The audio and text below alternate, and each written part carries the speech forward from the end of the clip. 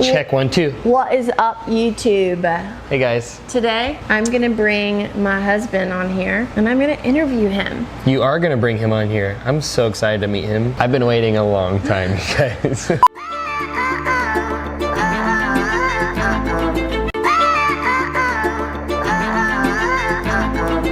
Welcome to our channel. Thanks for watching. Oh, he's already here. Thanks for joining us. He was already here. That's good. Today I'm gonna interview my husband, who I really love and respect and admire. And there are a lot of women who ask, what would you do differently?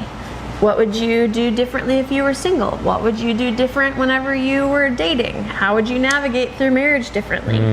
And so I thought it'd be fun to interview him, and I'm just gonna be the host. I'm just the interviewer. And so, babe. Yes.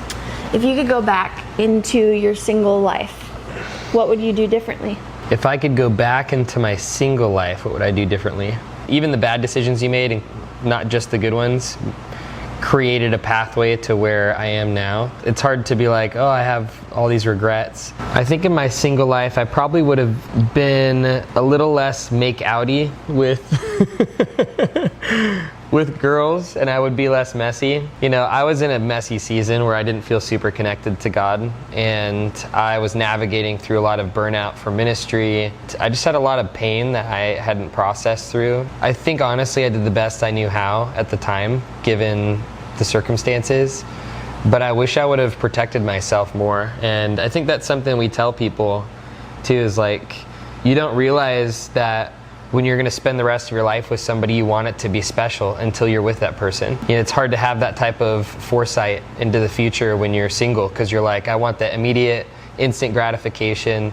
I want that feeling of connection. I want to not feel alone. I think those are like driving forces inside of every single person, and including believers, that drive us into places that we don't necessarily understand are going to affect us or our future relationships. And so in retrospect, I'd look back and go, you know, I wouldn't change anything because it led me into being the man that I am. And sometimes I'm a slow learner. Like, so I'm the kind of person that needs to put my hand on the frying pan to learn that it's hot.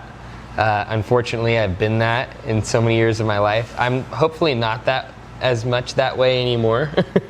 I learned a lot more from wisdom, yeah. But I think when distrust creeps in to people that do offer you wisdom, you're like, I don't necessarily trust source. Like I had a deep distrust for the school system, for instance. When I stopped trusting the school and education system and realized like they want to make me into a slave to the system.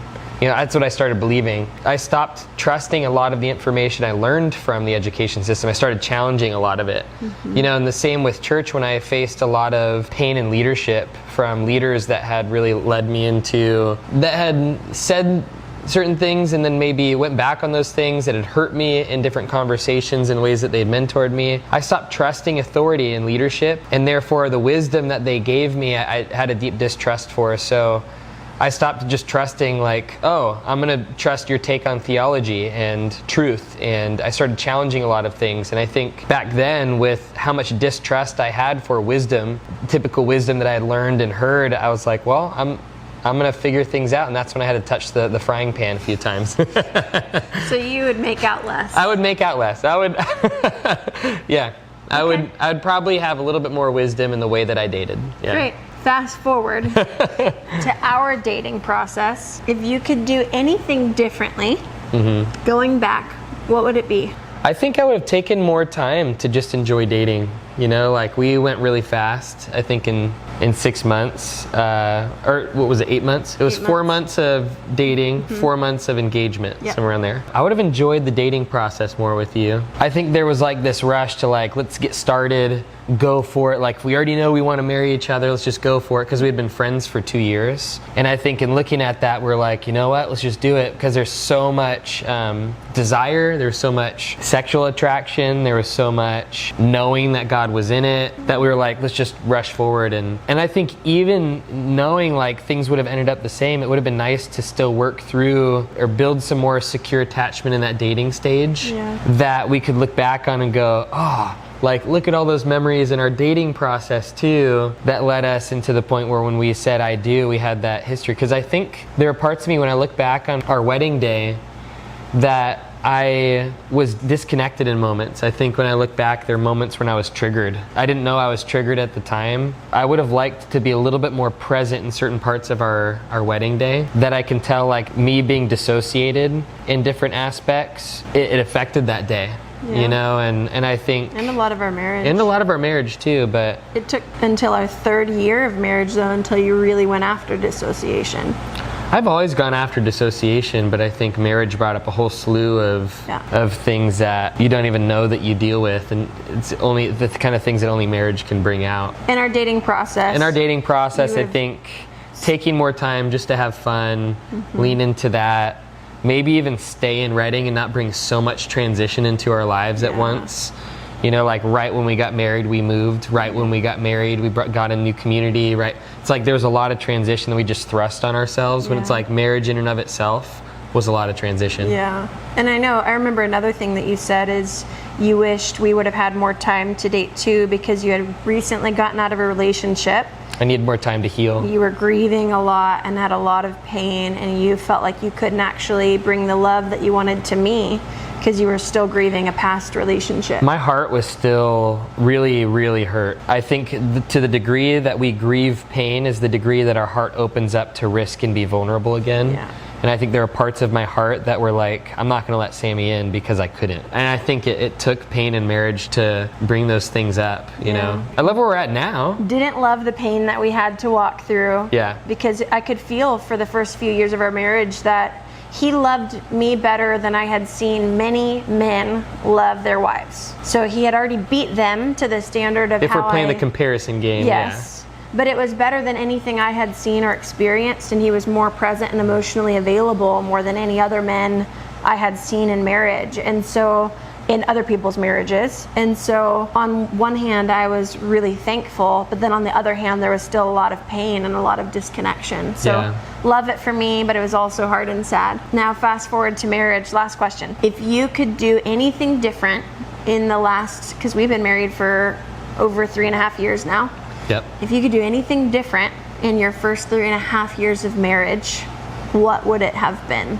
I think I would have found a community of men that was non-negotiable earlier. One of the biggest pains over the last 10 years was transitioning communities over and over and over again. 3 years ago, feeling like I had apathy around relationships. So I'm like, I'm just not going to invest in any more new relationships. That's the kind of the feeling I had. And so I think when I faced a lot of marriage triggers of feeling trapped and feeling suffocated and feeling just triggers from my own past, it had nothing to do with you, but I didn't know it at the time. It's like all you can feel is like the feeling, you know? I think if I had men that I was really, really close with at different stages of life, guys that were married, guys that were parents, guys that were single, like if I had men that were around me that were close that I could talk to, it would have felt less crazy. I would have had people to talk to about things. I could have been able to explore some of those triggers a lot more. We had coaches, we had counselors, we had therapists, like we'd worked with leaders. Yeah. But I don't think we had a lot of peers in our lives to be able to have like a mutual exchange of feedback and love. And everyone that was in our life, we were leading on some level. And you and I at some level were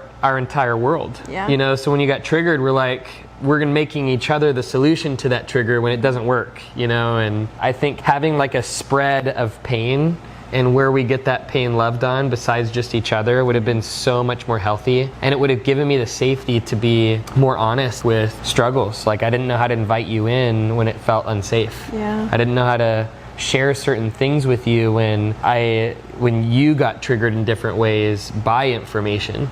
You know, and so it just felt like I felt really alone in a lot of those areas. And I think if we just had solid community and had made that a non-negotiable on each side, that would have really alleviated that pain for each other and allowed us to be more of a gift when pain did surface. Like, okay, pain's up, Sammy's not responsible to fix it, you know, I'm not responsible to fix your pain. It lowers those stakes.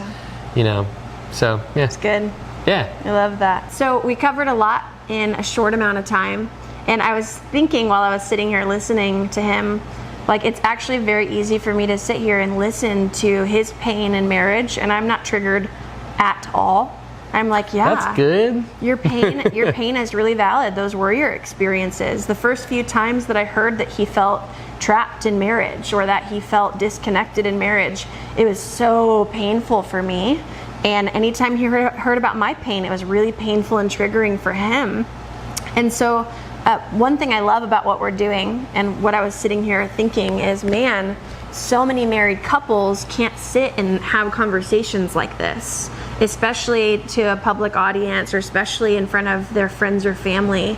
And I think for us, we have made it a priority and a point to talk through our pain, to take ownership for our pain, to learn how to work through our triggers, and to do it with each other and with leaders and mentors in our life, to let our friends see into our marriage, into our mess, into our pain, that when we're doing this publicly now, it just feels like, yeah, here you go. Here's the inside scoop. And the fun thing about this is we can see everything in 2020 whenever it's in hindsight, right? Like we don't live from a place of regret. We genuinely, like Spence said, the way that we think and process is like, well, all of those decisions, all of the mistakes that I made, they actually got me to where I am today because I choose to learn from it. I chose into wisdom.